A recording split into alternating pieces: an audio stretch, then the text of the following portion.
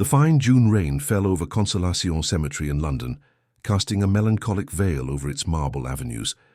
Marina Foster clutched her wool coat tighter, her knees sinking into the damp earth before her grandmother's grave. Beside her, Robert Foster maintained a rigid posture, but his red-rimmed eyes betrayed his sleepless nights. 3 days, 72 hours since Isabella, their 8-year-old daughter, had vanished without a trace. The police had scoured every corner of London. Helicopters hovered over the city. Security cameras were analysed frame by frame. But nothing. No sign of the brown-haired, almond-eyed girl who was the centre of their lives. Marina sobbed softly, her hands clasped in prayer before the granite headstone. Grandma Helen had always been her confidant, her anchor in difficult times. Even after passing away 2 years ago, Marina still came here seeking comfort in the memory of that wise woman who had raised 5 children alone. Now, facing the greatest tragedy of her life, she felt small and helpless. Robert placed a hand on his wife's shoulder, a mechanical gesture attempting to convey a strength he himself didn't feel.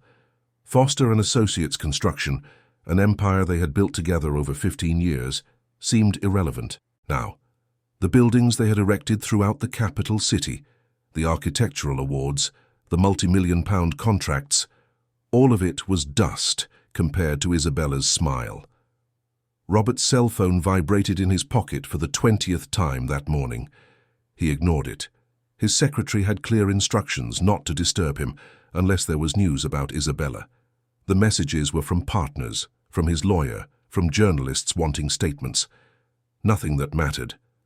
Marina rose slowly, leaning on her husband's arm.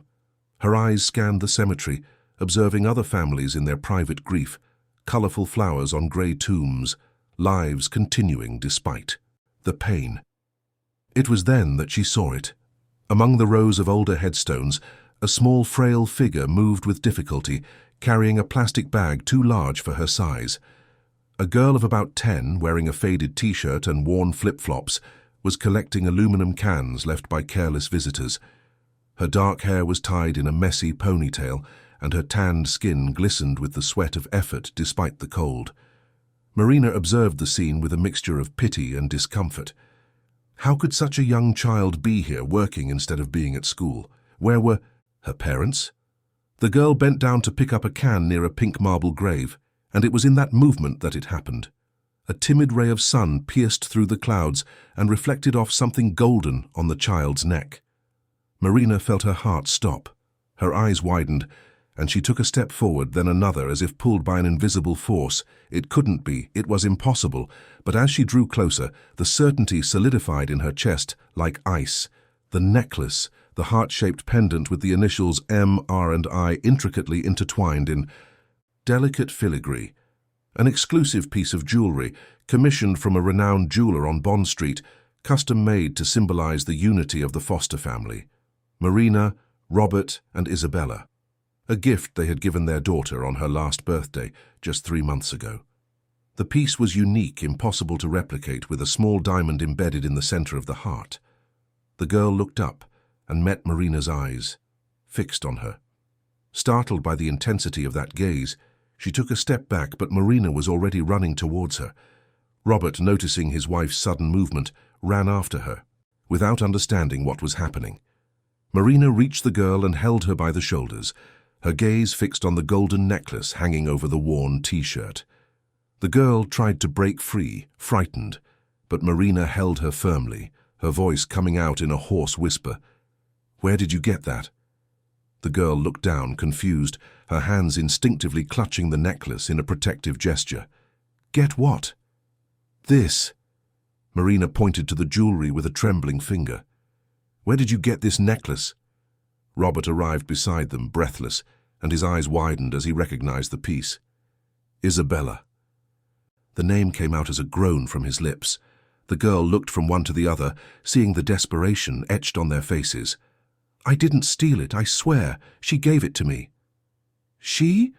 Marina shook the girl lightly. "Who? Who gave it to you?"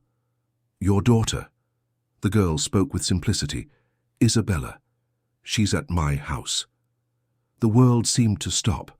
Marina felt her legs weaken. and Robert had to hold her so she wouldn't fall. The child's words echoed in their ears like a distant siren. Isabella was alive, she was well, she was at that girl's house. "You have to take us to her," Robert spoke with urgency, his voice failing. "Now, please." The girl looked at the two well-dressed adults, saw the pain and desperation in their eyes, and nodded slowly. "She made me promise not to call the police.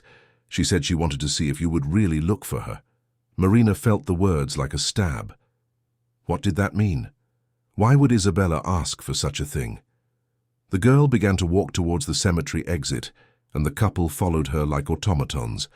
Robert took out his cell phone and informed the driver who was waiting at the gate. They got into the car, the girl clearly uncomfortable with the vehicle's luxury, her fingers timidly touching the soft leather seats. "Where to?" the driver asked, looking in the rearview mirror.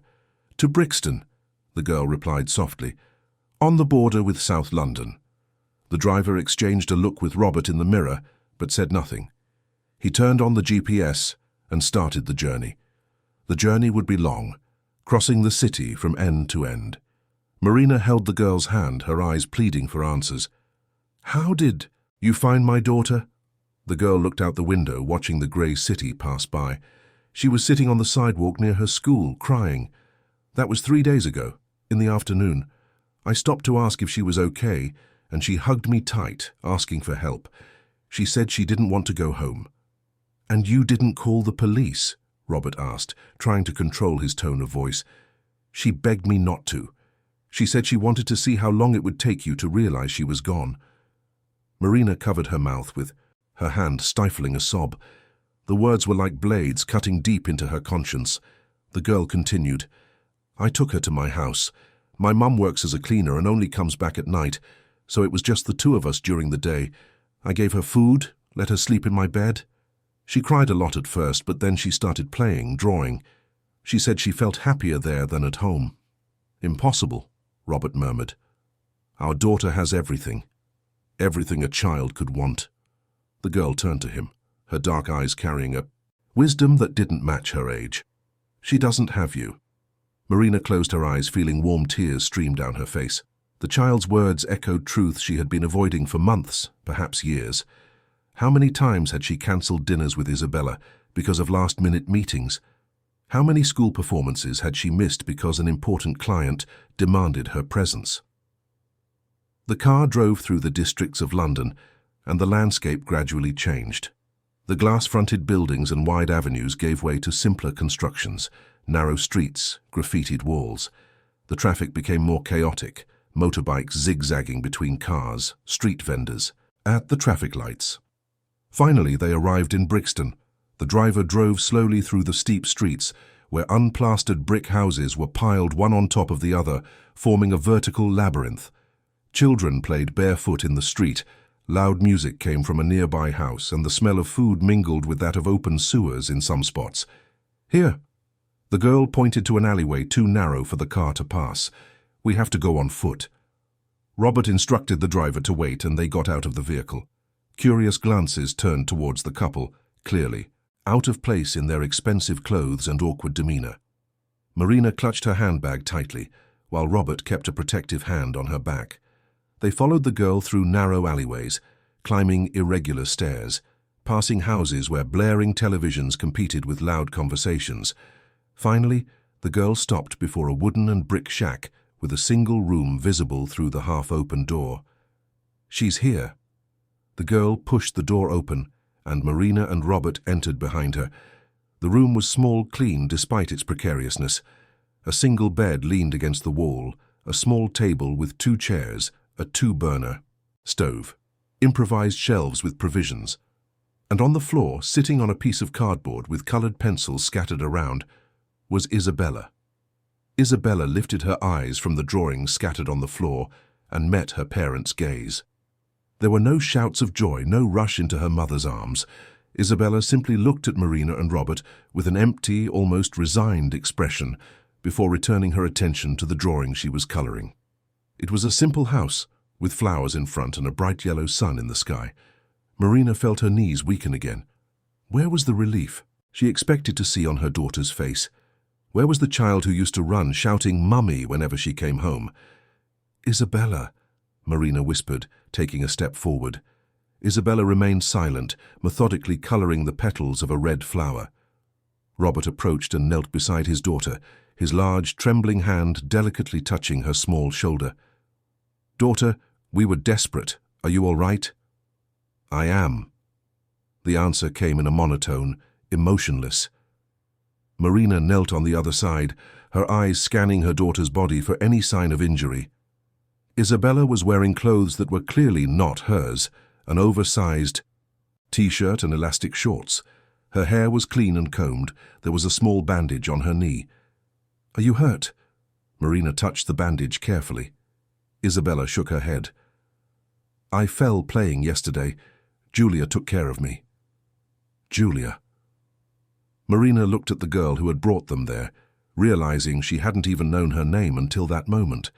The child was leaning against the wall, observing the scene with cautious eyes. "Why did you run away, Isabella?" Robert asked, his voice laden with pain. "Why didn't you come home? Why do you care?" The question came out like an accusation, and Isabella finally looked at her father. "You didn't even notice I was gone." Marina felt as if she had been slapped. "What? Of course we noticed, darling." "When?" Isabella dropped the colored pencil and crossed her arms. "What time did you realize I wasn't home?" Robert and Marina exchanged a look, the truth beginning to form like a dark cloud over their heads. Marina tried to recall that day, 3 days ago. She had had an important meeting with Japanese investors, which extended into the afternoon. Robert was visiting a problematic construction site in South London. The housekeeper had taken the day off because it was her birthday. Isabella should have been picked up from school by the driver at 3 in the afternoon, but they had forgotten to confirm with him in the morning, assuming the routine would follow as normal. It was the school principal who called at 5:30 in the afternoon, asking if everything was all right, because Isabella was still waiting at the gate. Marina had taken the call in the middle of the meeting, offered hasty apologies to the principal, and immediately called Robert in a panic. They met at the school 20 minutes later, but Isabella was no longer there. The principal explained that the girl had said she would walk to a nearby snack bar and return, but she never did. That's when the nightmare began. Police, searches, press conferences. And all this time Marina carried a guilt she tried to stifle, but which now exploded in her chest. At 8 o'clock at night, Marina admitted in a low voice, her eyes downcast. "We noticed at 8 o'clock at night." Isabella nodded, as if that answer confirmed something she already knew. "I left school at 3 o'clock. I waited until 4:30 and no one came to pick me up. The principal asked me if I wanted to call you, but I said no. I wanted to see how long it would take. 5 hours. Robert ran a hand over his face. 5 hours alone. I walked around the city." Isabella continued, her voice gaining strength.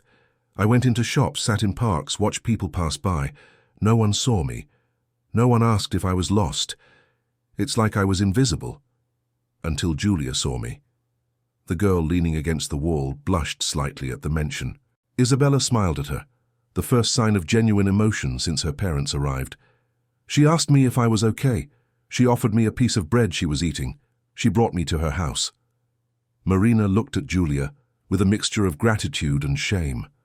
A poor child who probably had nothing had taken care of her daughter when she, with all the resources in the world, had failed. "And your mother?" Robert asked Julia. "Where was she?" "Working," Julia replied. "She works as a cleaner in several places. She leaves at 6 in the morning and comes back at 8 at night, sometimes later." "And you're alone?" Marina asked, shocked. Julia shrugged. "I'm used to it. I know how to take care of myself." Isabella got up from the floor and went to Julia, taking her hand. "She's my friend, the only one who truly cared about me." The words were like knives in Marina's heart. "Isabella, we do care about you."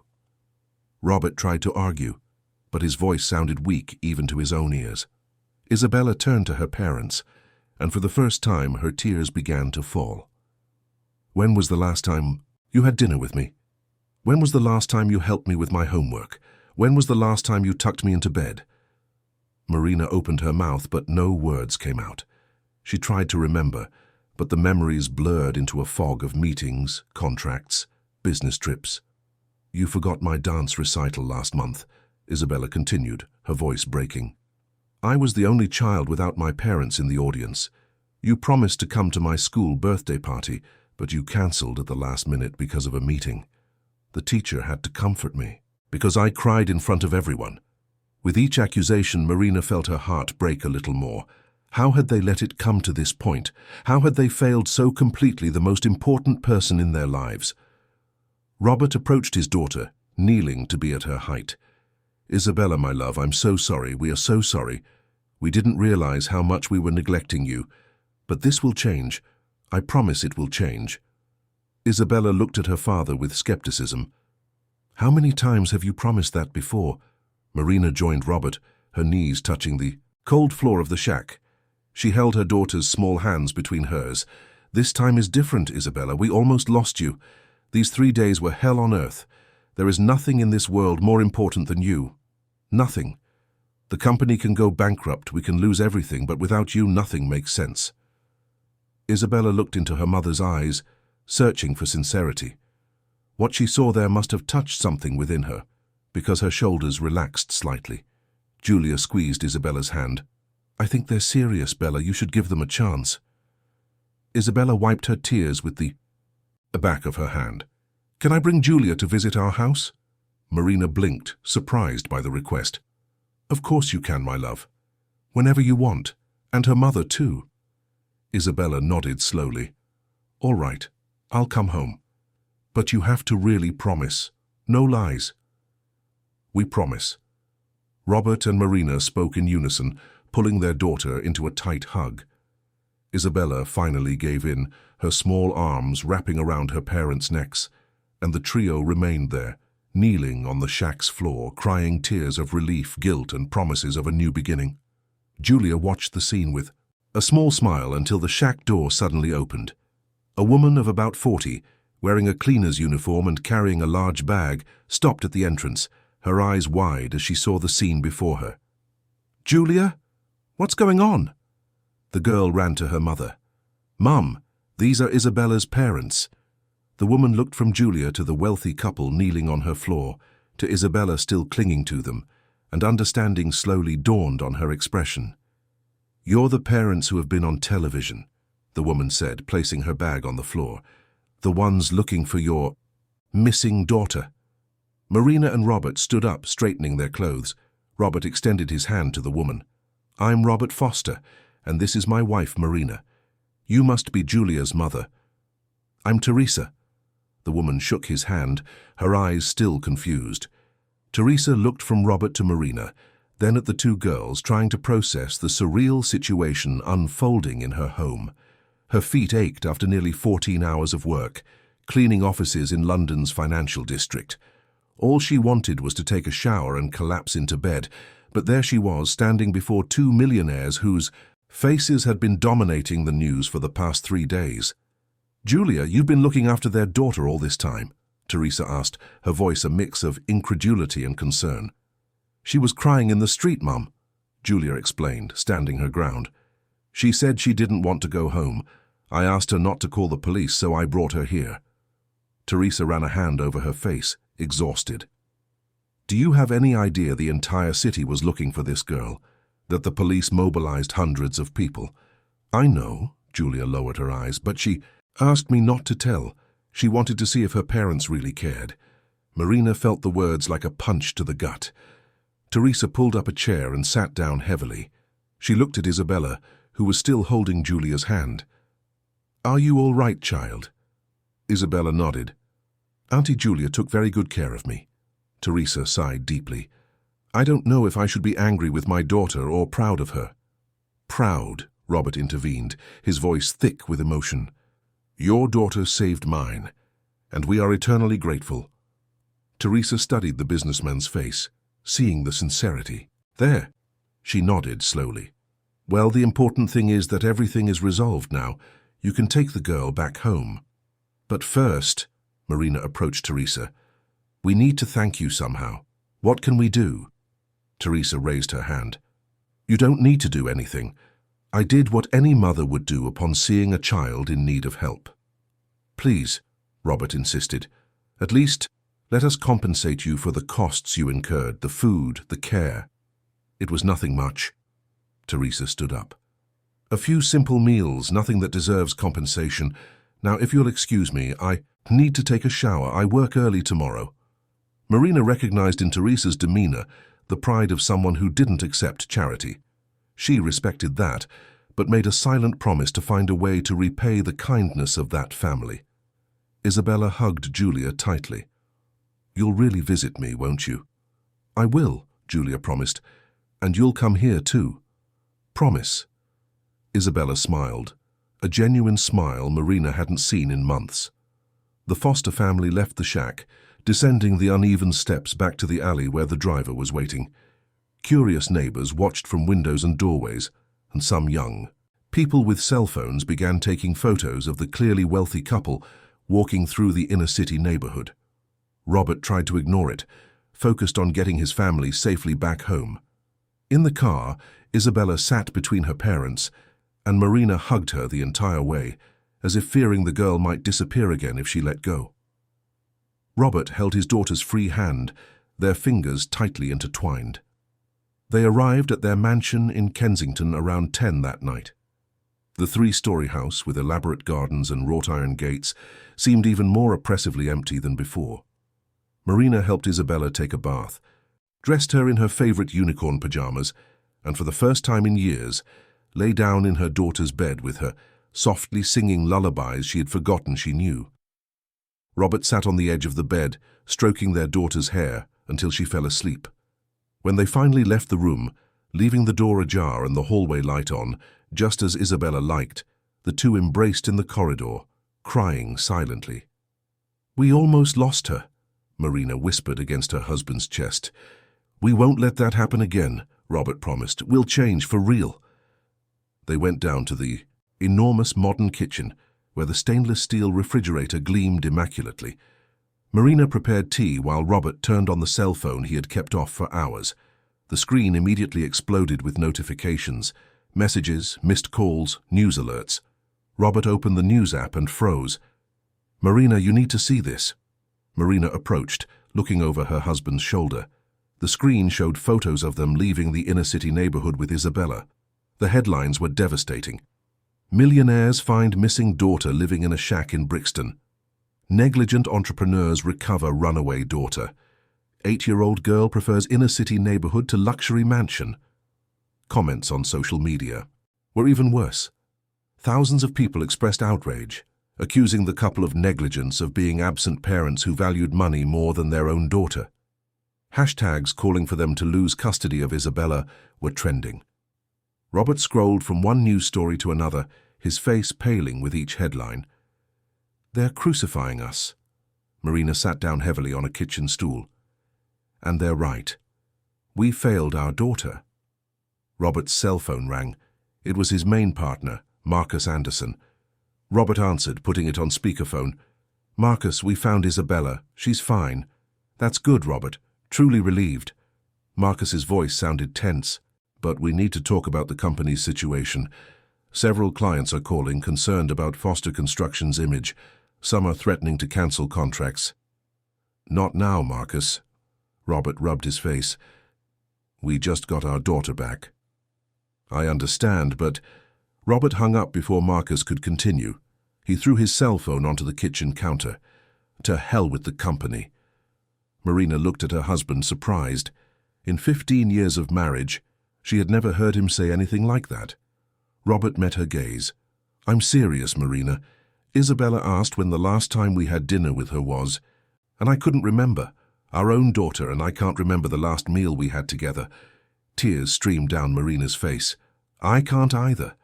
Then let's change that. From now on, family dinner every day. No cell phones, no work, just the three of us. Marina nodded, taking her husband's hand. And on weekends, no corporate events or site visits. Quality time with Isabella. They made a pact there in the silent kitchen of the mansion, vowing to put their daughter first. In the following days, the media storm only worsened. Journalists camped outside the house, cameras pointed at the gates. Foster Construction lost 2 large contracts, and other clients demanded emergency meetings to discuss the continuation of partnerships. Robert and Marina ignored everything. They turned off their corporate cell phones, delegated all urgent decisions to Marcus, and focused completely on Isabella. They spent their days playing board games, watching their daughter's favorite movies, helping with homework. Marina taught Isabella to bake cookies, messing up the immaculate kitchen with flour and laughing at the strange shapes they created. Robert pitched a tent in the garden, and they camped there, telling stories under the stars. Slowly, Isabella began to open up again, laughing more, spontaneously hugging her parents. A week after reuniting with their daughter, Marina returned to work for the first time. Foster Construction occupied 3 floors of a commercial building in Canary Wharf. When she entered, employees greeted her with looks of compassion mixed with curiosity. Marcus was waiting for her in the meeting room with stacks of documents spread across the table. "Marina, we need to talk about the restructuring," Marcus began without preamble. "The situation is critical. We've lost 4 contracts in the last week and others are pending decision." "I know." Marina sat down, but her focus wasn't on the papers. "We'll get through this."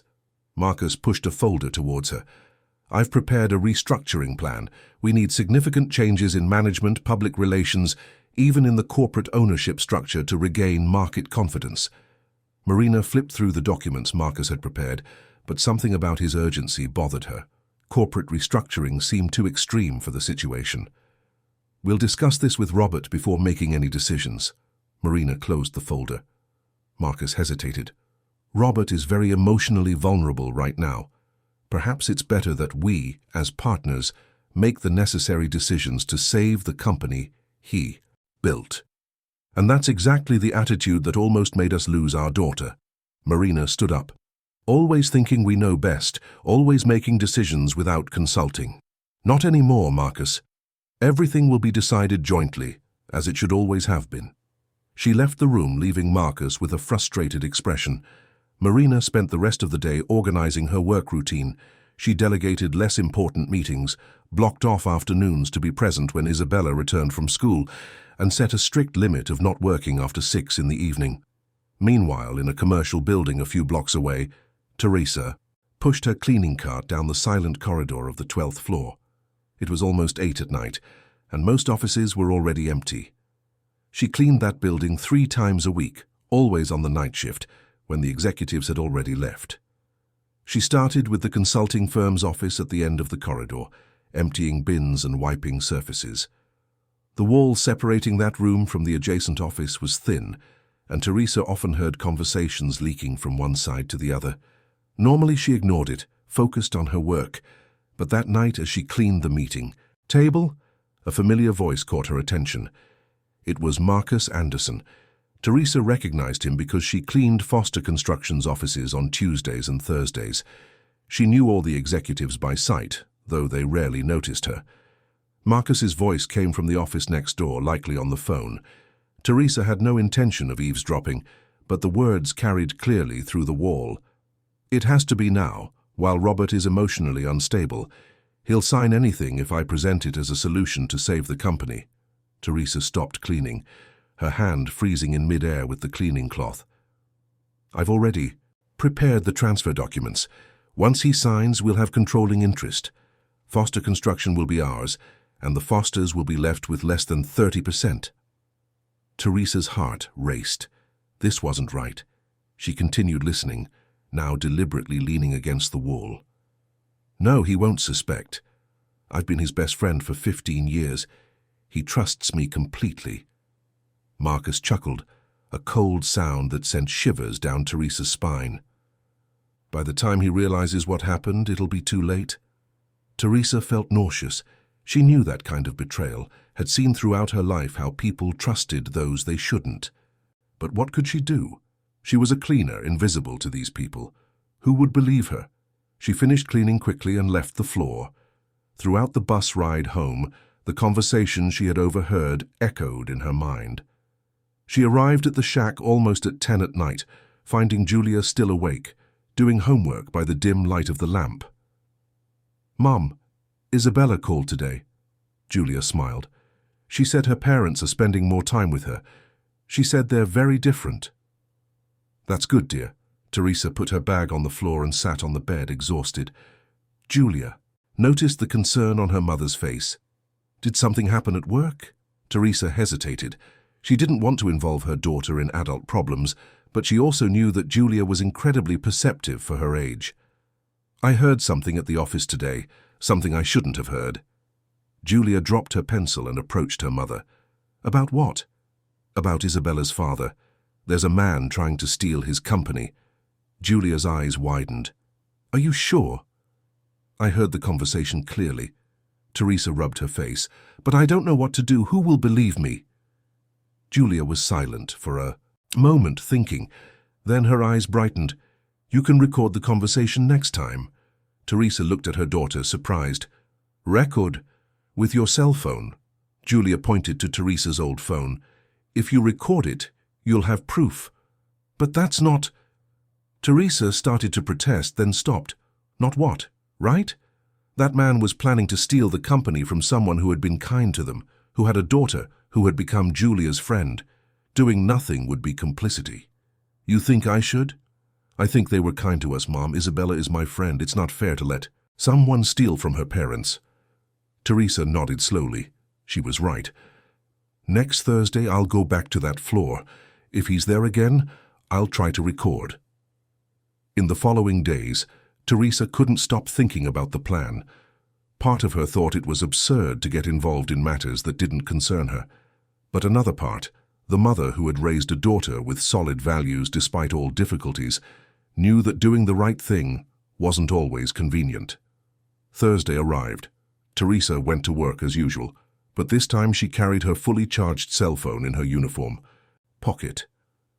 At 8 in the evening, she went up to the 12th floor and began cleaning the consulting firm's office, the same one from where she had overheard Marcus's conversation. She waited, pretending to meticulously clean every surface. Half an hour later, she heard voices in the corridor. Marcus entered the adjacent office with another person. Teresa recognized the second voice as Henry Thompson, another partner at Foster Construction. "Did you get the finalized documents?" Henry asked. Marcus replied affirmatively. "Everything's ready. Tomorrow I'll present them to Robert as an emergency solution. He'll sign without reading completely, I'm sure. He's done emotional wreck." Teresa discreetly took her phone from her pocket and activated the recorder. She leaned against the wall, keeping the device close. "What if he gets suspicious?" Henry sounded nervous. "He won't," Marcus was confident. "We've been friends for 15 years. He sees me as a brother. He would never imagine I'd betray him like this." Teresa recorded for almost 20 minutes. The two men discussed details of the scheme, how they planned to use the company's image crisis as justification for the restructuring, how they had prepared documents that looked legitimate but would, in practice, transfer control of Foster Construction to them. When they finally left, Teresa put away her cell phone with trembling hands. She had the proof, but now she needed to figure out how to deliver it to the Fosters. She finished cleaning quickly and went home. Julia was waiting for her, awake and anxious. "Did you get it?" Teresa showed her phone. "I did. I recorded everything."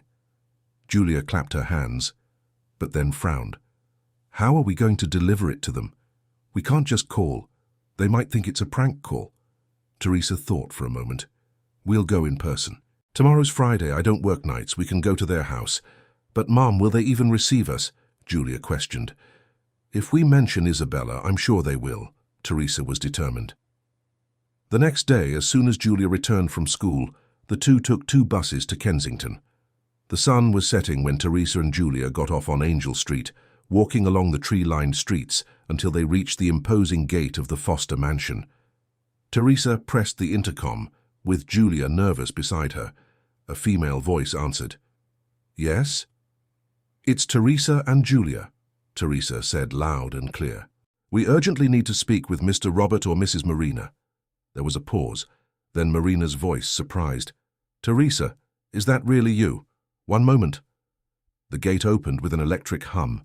Teresa and Julia walked up the stone path to the main door, where Marina was already waiting for them. Isabella appeared behind her mother and ran to hug Julia. "You came to visit me?" "I did." Julia hugged her friend back. "But we also need to speak with your parents about something important." Marina noticed the seriousness on Teresa's face. "Come in, please." She led them to the living room, a spacious area with light leather sofas and artwork on the walls. Robert came down the stairs, wearing casual clothes, very different from the impeccable suits he wore for work. "Teresa, has something happened?" Robert greeted them, surprised but hospitable. Isabella and Julia sat together on a sofa, while Teresa remained standing, clearly uncomfortable with the opulence around her. "I need to tell you something." Teresa took a deep breath. "About your company." Robert and Marina exchanged a look. "Please sit." Marina indicated a sofa. Teresa sat on the edge, her hands gripping her purse strap. "I work as a cleaner in several commercial buildings, including your Foster construction building. I also clean a building on Regent Street, 3 blocks from there." Marina nodded, encouraging her to continue. "Last Thursday, while cleaning an office, I overheard a conversation through the wall." Teresa paused. "It was Mr. Marcus Anderson." Robert leaned forward. "Marcus? What did you hear?" Teresa recounted everything, describing the conversation about the fraudulent restructuring, the plan to make Robert sign documents without reading them, the intention to steal control of the company. As she spoke, she saw Robert's expression change from confusion to disbelief and then to contained anger. Marina held her husband's hand, also visibly shocked. "This is very serious, Teresa." Robert ran a hand through his hair. "Marcus has been my friend for 15 years. How can you be sure of what you heard?" Teresa took her phone from her purse. "That's why I went back last Thursday and recorded it." She played the audio. The room fell into absolute silence as the voices of Marcus and Henry filled the space, discussing the betrayal in cruel detail. Robert turned pale. Marina covered her mouth with her hand. When the recording ended, Robert stood up and walked to the window, his hands trembling. He was planning this the whole time, taking advantage of the situation with Isabella. "I trusted him completely." Marina approached her husband, placing a hand on his shoulder. "Teresa, how can we thank you? You saved us." "You don't need to thank us." Teresa stood up. "We just did what was right." Julia, sitting next to Isabella, smiled shyly. "My mom always says we should help people when we can." Robert turned to them, his eyes red. "You two are incredible people. I don't know what we would have done without you." Teresa blushed at the compliment. "We need to go. It's late and we have to catch 2 buses to get back." "No." Marina went to the door and called, "George?" The driver appeared. "Please take Teresa and Julia home, and thank you again." The two said their goodbyes, with Isabella and Julia promising to see each other on the weekend. As soon as they left, Robert picked up his phone. "I'm calling my lawyer right now." Marina held his arm. "Wait, let's think strategically. If you confront Marcus now, he might destroy documents or flee. We need a plan?" Robert nodded, forcing himself to take a deep breath. "You're right. We'll do this properly." They spent the night elaborating a strategy with the family lawyer. The recording was sufficient proof for criminal proceedings, but they needed to ensure Marcus had no chance to evade it. They decided Robert would go to the office on Monday, as if nothing was wrong. He would let Marcus present the fraudulent documents and only then reveal that he knew everything. During the weekend, Robert barely slept. The betrayal by someone he considered a brother hurt more than any financial loss ever could. Marina comforted him, reminding him that they had each other and Isabella, and that was what truly mattered. On Monday morning, Robert put on his best suit and went to the office. Marcus was waiting for him in the meeting room with piles of organized documents. "Robert, good to see you back." Marcus greeted him with a hug. "How's Isabella?" "Better," Robert forced a smile. "We're focusing more on her now." Marcus nodded with false compassion. "That's the most important thing. But unfortunately, business can't wait. I've prepared a complete restructuring that will help the company recover from this image crisis." He pushed the documents towards Robert. "If you sign today, we can start implementing the changes immediately." Robert picked up the documents and began to leaf through them slowly. Marcus watched anxiously, clearly expecting Robert to sign without reading everything. "Interesting," Robert commented calmly. "Share transfers, changes in corporate structure, all to save the company." "These are drastic but necessary measures," Marcus tried to rush him. "Investors are concerned about the current management, so we need to show we're making changes." Robert continued reading, picking up a pen. Marcus leaned forward, almost salivating with anticipation. Then Robert threw the documents back onto the table. "Do you really think I'm foolish enough to sign this?" Marcus blinked, confused. "What?" Robert took his phone from his pocket and played the recording. Marcus's face went white as he listened to his own voice discussing the scheme. When the recording ended, Robert leaned over the table. 15 years of friendship, Marcus. 15 years trusting you, building this company together. And you took advantage of the most vulnerable moment of my life to steal from me." Marcus opened and closed his mouth, trying to find words. "Robert, I can explain." "There is no explanation." Robert kept his voice firm. "The police already have copies of this recording and all the fraudulent documents you prepared." As if on cue, the meeting room door opened and 2 police officers entered. "Marcus Anderson, you are under arrest for attempted fraud and conspiracy to embezzle." Marcus stood up abruptly, knocking over his chair. "Robert, please, we can resolve this between us." Robert turned his back as the officers handcuffed Marcus. The man he called a friend was led away under the shocked stares of the Foster construction employees. Marina entered the room as soon as the police left. "It's done." "It is done," Robert confirmed, feeling an enormous weight lift from his shoulders. The following months brought profound changes for everyone involved. The arrest of Marcus and Henry dominated the headlines, shifting the focus from the Fosters' previous crisis. The narrative changed from negligent parents to business owners who were almost victims of an internal conspiracy. Robert and Marina, however, did not allow the rehabilitation of their public image to make them forget the lessons learned. Robert implemented a real restructuring at Foster Construction, but completely different from what Marcus had planned.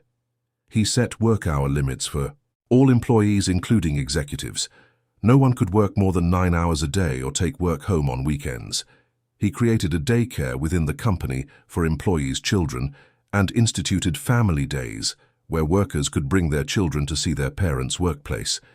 Marina took a more active role in human resources management, focusing on creating a corporate culture that valued work-life balance. Together, they transformed Foster Construction from a company focused solely on profits into an organization that genuinely cared about the well-being of its employees. As for Teresa and Julia, Robert and Marina did not rest until they found the perfect way to thank them. They knew Teresa wouldn't accept money or expensive gifts without reason, so they needed to be more creative. Robert offered Teresa a position at Foster Construction, not as a cleaner, but as a facilities supervisor, coordinating all cleaning and maintenance teams. The salary was 4 times what she earned, came with full benefits, and a fixed schedule that allowed her to be home when Julia returned from school. Teresa was shocked by the offer, but Robert insisted, "You saved my company, and more importantly, you saved my family by showing us what truly matters. You deserve this opportunity." Reluctant but hopeful, Teresa accepted. Marina, in turn, arranged a full scholarship for Julia at the same private school Isabella attended. St. Augustine's Academy was one of London's most prestigious institutions, and Julia was thrilled at the prospect of studying there. Teresa cried when she heard, kneeling before Marina in gratitude. Marina gently helped her up. "Don't kneel to me, Teresa. We are equals, just people trying to do the best for our daughters." Julia's transition to the new school was challenging. The other children came from wealthy families and, initially, looked with suspicion at the girl who lived in a shack. Julia suffered from mean comments and social exclusion in the first few weeks. Isabella, however, never left her alone. She fiercely defended her friend, always sat beside her, and included Julia in all groups and activities. Slowly, other children began to see beyond socio-economic differences and recognize Julia for who she truly was. The real change came when teachers began to notice something exceptional in Julia. She solved complex mathematical problems with frightening ease, grasped scientific concepts that children 3 years older struggled to understand, and had a photographic memory that impressed everyone around her. The pedagogical coordinator requested specialized tests. The results confirmed what they already suspected. Julia was a gifted child, with an IQ above 140 and exceptional abilities in mathematics, physics, and logic. The school offered a special mentorship program, connecting Julia with university professors who could challenge and nurture her extraordinary talent. Teresa was bursting with pride. Her daughter, who had spent her childhood collecting cans to help with expenses, was now being prepared for international mathematics competitions. As for the two families, they became inseparable. Every Sunday, they alternated between dinner at the Foster mansion and the house Robert and Marina had bought for Teresa and Julia, a simple but comfortable residence in a safe neighborhood in the Western District of London. Isabella and Julia were practically sisters now, spending weekends together, studying together, dreaming together. Isabella discovered a talent for painting and music, flourishing under her parents' renewed attention. Julia, in turn, excelled more and more academically, winning awards and recognition. A year after the incident that changed all their lives, Robert organized a celebration party in the mansion's garden. He invited all Foster construction employees, the girls' school teachers, and even some of Teresa's neighbors who had helped Julia over the years. During dinner, Robert asked for attention and made an announcement. "I want to share some news. First, Teresa is being promoted to Director of Human Resources at Foster Construction." Applause erupted. Teresa stood up, tears streaming down her face as Julia hugged her tightly. "Second," Robert continued, "we are establishing the Julia Santos Educational Fund, aimed at providing full scholarships for low-income children with exceptional academic potential. The fund will ensure quality education from elementary school through university." More applause. Julia was crying now, burying her face in her mother's shoulder. "And lastly," Robert looked at Marina and Isabella, "we are launching the Live Well project, a Foster construction initiative to build quality social housing for low-income families. Because we learned that a home is not defined by its size or luxury, but by the love that exists within it." The party continued into the night, with music, dancing, and much joy. Isabella and Julia played in the garden with other children, their laughter echoing under the stars. Marina watched the scene leaning on Robert. "We thought we had everything," Marina murmured. "But we were empty." Robert kissed the top of his wife's head. "Until people who had nothing showed us what truly matters." 2 years after that rainy day at the cemetery, the families were gathered at Teresa's house for a special dinner. It was a Saturday evening, and the modest living room was full of life and lively conversations. Julia had just returned from a national mathematics competition where she won first place. Isabella had finished a series of paintings that would be exhibited in a children's art gallery. The table was laden with food prepared by everyone. Teresa had made her famous feijoada, Marina had brought a fruit tart, and the girls had decorated cupcakes. As they ate, Robert reflected aloud, "Sometimes I think about that day at the cemetery, the worst day of my life, thinking I had lost my daughter forever." Marina completed the thought, "But it ended up being the day that saved us." Teresa, feeding a piece of bread to one of the stray cats Julia had adopted, smiled. "God works in mysterious ways. He uses the broken to heal the lost." Isabella and Julia, sitting together on the small sofa, exchanged knowing glances.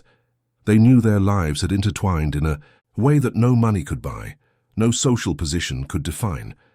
They were simply two girls who found each other at the right time, saving not only each other, but entire families. Robert raised his glass of juice. "A toast to family. Not the one we're born into, but the one we choose." Everyone raised their glasses, eyes shining with happy tears. "To family," they repeated in unison. That night, as the stars shone over London, two families united by fate celebrated the true richness of life. It wasn't in bank vaults or luxury mansions. It was in sincere hugs, shared laughter, the constant presence of those we love. Marina looked at Robert, at Isabella, at Teresa and Julia, and felt her heart overflow with gratitude. They had almost lost everything, chasing things that didn't matter. But at rock bottom, they found people who reminded them of what was essential. And now their lives were infinitely richer than they ever were. Because they learned that love cannot be bought, presence cannot be outsourced, and true family is built with time, attention, and sacrifice. These were the only riches that truly lasted, the only ones worth protecting, the only ones that made life worth living. End of story. Dear listeners, we hope the story of Marina, Robert, Isabella, Teresa, and Julia has touched your hearts deeply. This journey reminds us that sometimes the greatest lessons come from the people we least expect, and that true wealth lies in the relationships we cultivate. If this narrative moved you, we invite you to subscribe to our channel for more stories that explore the complexity of life, the power of redemption, and the strength of true love. Leave a like on this video and share in the comments which moment touched your heart the most. Every day we bring unique content that celebrates humanity in its purest and most inspiring forms. Don't miss our next videos and join this community that believes in the transformative power of good stories. Until next time.